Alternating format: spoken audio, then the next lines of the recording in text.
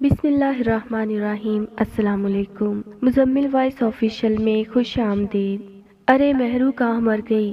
مہرو نساء کی بڑی بھابھی نے بہت غصے سے آواز لگائی تو مہرو قریب قریب بھاگتی ہوئی ان کے سامنے حاضر ہو گئی۔ وہ باقاعدگی سے ہانپ رہی تھی اور اس کی کیفیت سے صاف لگ رہا تھا کہ وہ کوئی مشقت والا کام کر رہی تھی۔ مہرو پر نگاہ پڑتے ہی بھابھی کا پارا اور چڑھ گیا۔ نہایت حقارت اور تلخی سے کہا، کیا بہری ہو گئی ہو؟ سنتی نہیں؟ منا رو رو کر ہلکان ہو رہا ہے مگر تمہارے کان پر جوں تک نہیں رینگ رہی۔ مہرو نے ڈرتے ڈرتے کہا، بھابھی اتنا بڑا گھر ہے، اس کونے سے اس کونے تک جھاڑو لگانے میں مصروف تھی۔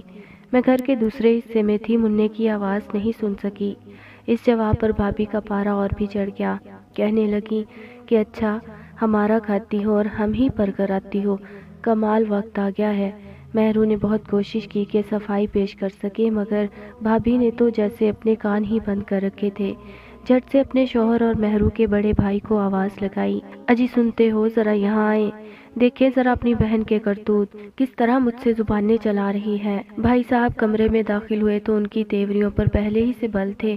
انہوں نے شاید ان دونوں کی گفتگو یا تو سن لی تھی یا پھر مہرو کو دیکھ کر پارا چڑھ گیا تھا۔ پوچھنے لگے، ہاں بھائی کیا معاملہ ہے، کیوں شور مچا ہوا ہے گھر میں؟ تو ان کی بیگم نے کہا کہ میں ذرا مننے کو سنبھالنے کا کیا کہہ دیا، آپ کی بہن مجھ پر احسان جتا رہی ہے کہ کتنا بڑا گھر ہے اور وہ یہاں نوکرانیوں کی طرح کتنا زیادہ کام کرتی ہیں۔ بھائی نے نہایت ہی ناگواری سے مہرو کی جانب دیکھا اور کہا، کیوں بھائی تمہیں کچھ زیادہ ہی روٹیاں لگ گئی ہیں؟ کیوں اپنی بھابھی سے بلا وجہ زبان درازی کر رہی ہو؟ چین سے رہنا نہیں آتا تو اپنا کوئی اور بندوبست کرو، میں تنگ آ گیا ہوں اس روز روز کی چک چک سے۔ مہرو گو کہ روزانہ ہی کسی نہ کسی کے ہاتھوں ایسی تذلیل کا شکار ہو کر پک چکی تھی مگر پھر بھی آج اس کا دل بھر آیا۔ وہ روحانسی ہو گئی، بھر آئی ہوئی آواز میں بولی کہ بھائی ایسا کچھ بھی نہیں ہوا، نہ میں نے کہا ہے۔ تو بھابھی جھٹ سے بول پڑی، لو سنو، اب تو آپ کے سامنے ہی مجھے جھوٹا اور مکار کہہ رہی ہیں۔ اور مہرو حیرت سے منہ دیکھتی رہ گئی۔ بھائی نے نہایت تلخی سے مہرو کو جھڑک دیا کہ تمہیں تمیز آنی چاہیے، تم کوئی بچی نہیں ہو۔ ساتھ ساتھ وہ تمام احسانات بھی گنوانے لگے کہ کس طرح وہ اس مشکل دور میں اپنا پیٹ کاٹ کر اپنے بچوں کا حق مار کر اس کی اور اس کے بچے کی کفالت کرتے ہیں اور ان کے اخراجات برداشت کرتے ہیں۔ کم از کم اسے اس مہربانی کا تو لحاظ کرنا چاہیے اور گھر میں فساد پھیلانے سے بچنا چاہیے۔ یہ سب کچھ سننے کے بعد مہرو کی زبان کو تو جیسے تالا لگ گیا تھا، بس آنسوؤں کی لڑیاں تھیں جو اس کی آنکھوں سے نکل نکل کر رخساروں پر بہہ رہی تھی، جس پر اس کے بھائی نہایت طنزیہ انداز میں بولے کہ بند کرو یہ مگرمچھ کے آنسو بہانا، ایسے کام ہی کیوں کرتی ہو کہ باتیں سننا پڑے، نکلو یہاں سے اور کچھ کام بھی کیا کرو۔ یہ روز کا معمول تھا۔ مہرو اس کرب و درد کے دریا سے روز گزرتی تھی، غیر تو غیر اپنے بھی ستم ڈھانے کا کوئی موقع ہاتھ سے نہیں جانے دیتے تھے۔ دراصل مہرو نساء 5 بہن بھائیوں میں سب سے چھوٹی تھی اور سب سے زیادہ حسین و جمیل بھی تھی۔ اس کی شادی 12 سال پہلے والدین نے ایک رشتہ دار لڑکے سے کر دی تھی۔ رشتہ دار ہونے کی وجہ سے زیادہ چھان بین نہیں کی گئی تھی۔ لڑکا نشے کا عادی تھا اور مستقل کام دھندہ بھی نہیں کرتا تھا، شکل سے بھی واجبی تھا مگر غصہ ہر وقت ناک پر دھرا رہتا تھا۔ مہرو کو جلد ہی اندازہ ہو گیا تھا کہ وہ ایک نفسیاتی مریض کے ساتھ بیاہ دی گئی ہے۔ جلد ہی وہ مار پیٹ پر اتر آیا اور وہ اپنی شخصی کمزوریوں کی وجہ سے احساس کمتری کا شکار تھا اور اس کا بدلہ وہ مہرو کو ذلیل کر کے یا مار پیٹ کر لیا کرتا تھا۔ مہرو نے پہلے اپنے ساس سسر سے شکایت کی تو انہوں نے ڈپٹ کر چپ کرا دیا کہ لڑکے تو ایسے ہی ہوتے ہیں، ٹھیک ہو جائے گا۔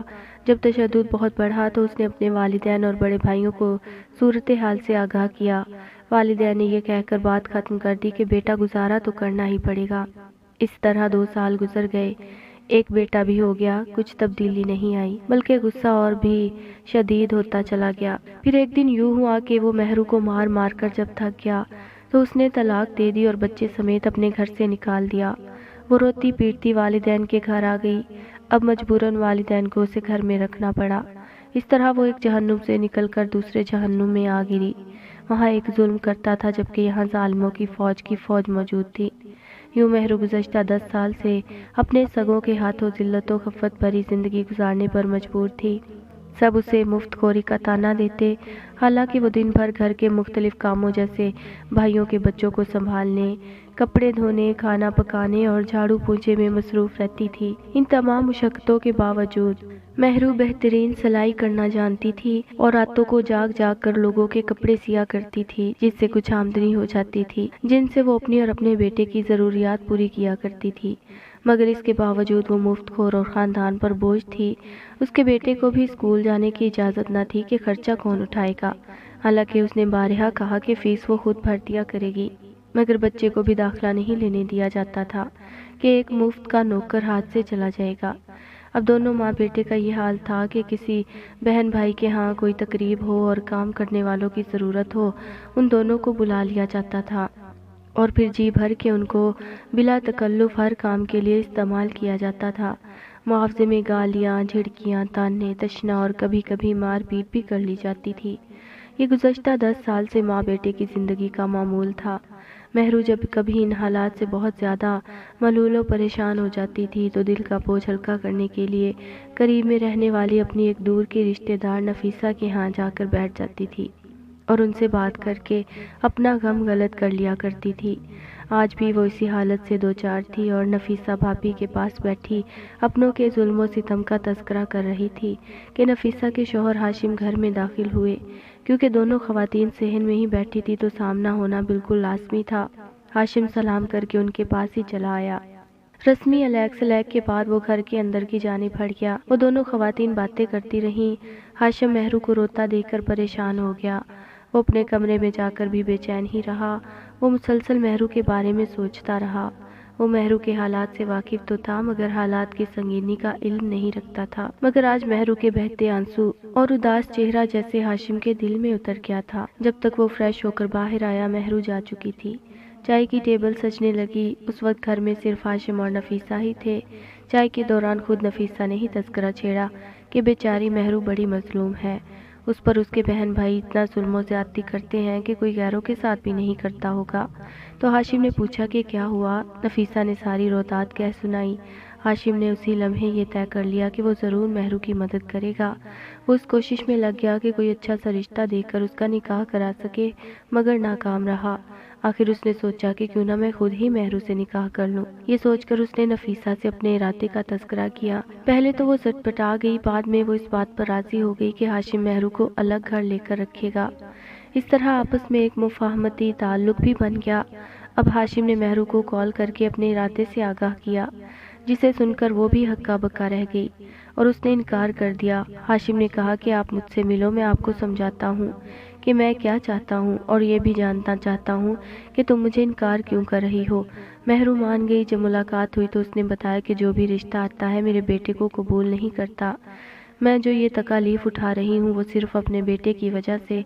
दूसरा ये कि आपकी बीवी नफीसा मेरी गमगुसार हमदर्द है।